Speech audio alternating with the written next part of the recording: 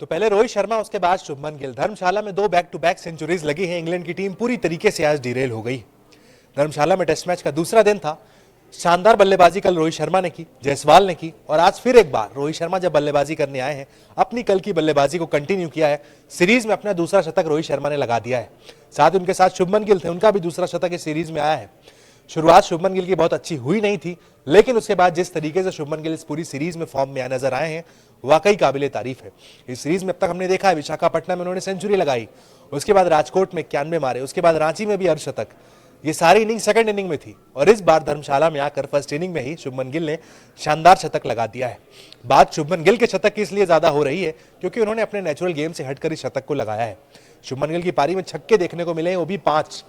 आमतौर पर जब रोहित शर्मा और शुभमन गिल खेल रहे होते हैं, हम एक्सपेक्ट करते हैं कि भाई जो छक्के होंगे वो रोहित शर्मा के खाते में आएंगे, लेकिन रोहित शर्मा ने 3 छक्के लगाए, जबकि शुभमन गिल 5 छक्के लगाकर अभी फिलहाल नाबाद है।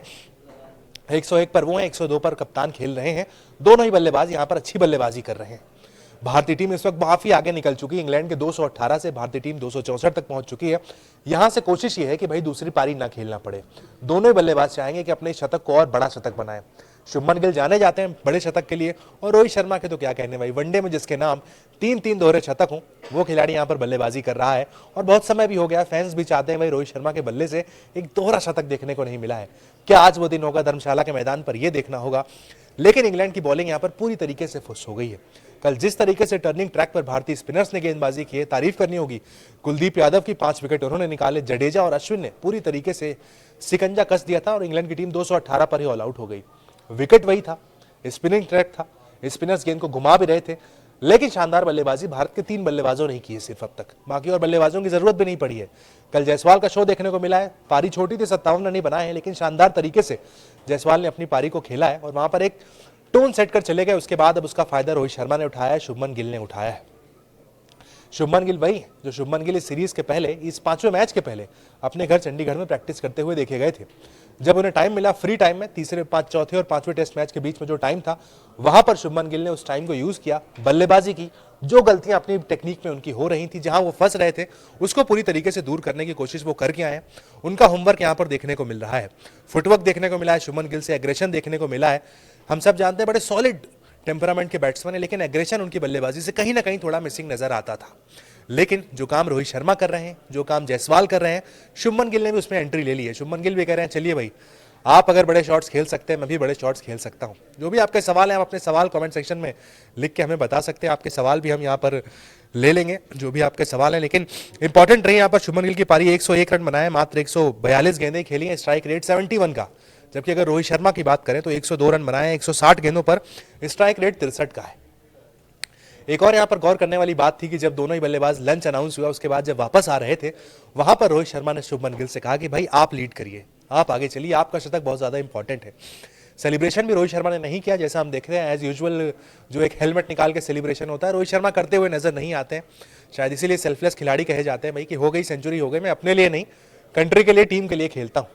शुभमन गिल के शतक को उन्होंने ज्यादा सेलिब्रेट किया अपने शतक से अगर कंपेयर करें तो शानदार शतक यहां दोनों बल्लेबाज के लग चुके हैं। यहां से भारतीय टीम टारगेट कर रही है एक बहुत बड़ा स्कोर। रोहित शर्मा का भी दूसरा शतक है, शुभमन गिल का भी दूसरा शतक है। शुभमन गिल तो इस सीरीज में सेकंड हाईएस्ट रन गेटर बन गए भारत के, जायसवाल के बाद। जायसवाल जहां 712 रन बना चुके हैं, वहीं शुभमन गिल के बल्ले से अब तक 433 रन निकल चुके हैं। यानी शुभमन गिल के पास एक अच्छा मौका है 500 रन पूरी सीरीज में पूरा करने का। रोहित शर्मा भी अपने 400 से 1 रन दूर है। इस सीरीज में अब तक 399 रन रोहित शर्मा के बल्ले से भी निकल चुके हैं।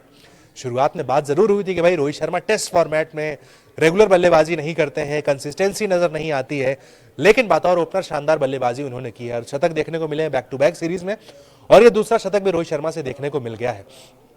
भारत ऑलरेडी सीरीज को जीत चुका है, लेकिन धर्मशाला के मैदान में भारत चाहेगा कि भाई इस पूरे मुकाबले को हम जीतें और 4-1 से इस सीरीज को और इस पूरे जो क्रिकेटिंग का सेशन होता है उसे खत्म किया जाए। उसके लिए यहाँ पर जरूरी हो जाता है दोनों बल्लेबाजों का टिकना। इसके बाद भी बल्लेबाजी यानी बहुत बाकी है। अभी सरफराज है, देवदत्त पडिक्कल है जिनका डेब्यू हुआ है, ध्रुव जुरेल है, जडेजा है, अश्विन है। लंबी बल्लेबाजी भारत की है, तो भारत चाहेगा कि भाई एक इनिंग ही खेलनी पड़े, दूसरी इनिंग भारत को ना खेलनी पड़े। इंग्लैंड के गेंदबाज परेशान है। शोएब बशीर बड़ा एग्रेशन दिखा रहे थे जब उन्होंने जायसवाल का विकेट लिया, लेकिन उसके बाद शुभमन गिल है, रोहित शर्मा ने लगातार बैक टू बैक छक्के चौके मार के इंग्लैंड के गेंदबाजी को पूरी तरीके से बेदम कर दिया है।